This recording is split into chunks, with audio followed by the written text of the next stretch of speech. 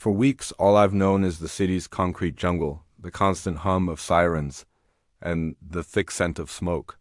They call me the Raven, and Skyline City's rooftops are my domain.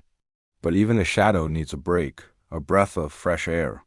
So I took a train at dusk, leaving the city's harsh glare behind me, heading for the quiet hills where my old friend Mara lives.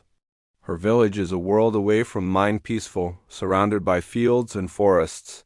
It felt strange, too peaceful.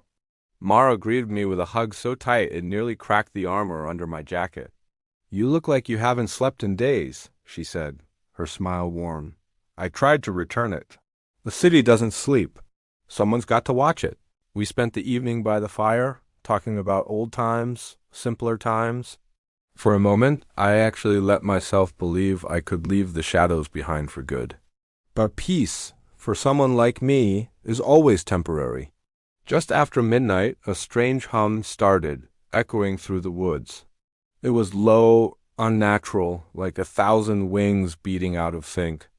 Then the scream started.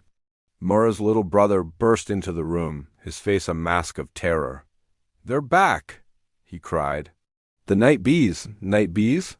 I asked, but Mura's face had gone pale. "A swarm," she explained, her voice trembling. "They've been attacking livestock, even people. No one knows where they come from." I didn't need to hear another word. I stood, grabbed my duffel bag, and in seconds the Raven stood in her doorway, hood drawn, lenses glowing in the dark. "Stay inside," I commanded. "Lock the windows." Stepping out into the moonlight, the hum grew into a deafening vibration that made the air itself shiver. And then I saw them, a black cloud of metallic insects, their eyes glinting like red sparks. These weren't bees. They were drones, weaponized. The swarm dove. I dropped a smoke bomb, disappearing into the fog. A sonic pulse from my gauntlet scrambled the first wave, sending dozens crashing down, but hundreds more followed.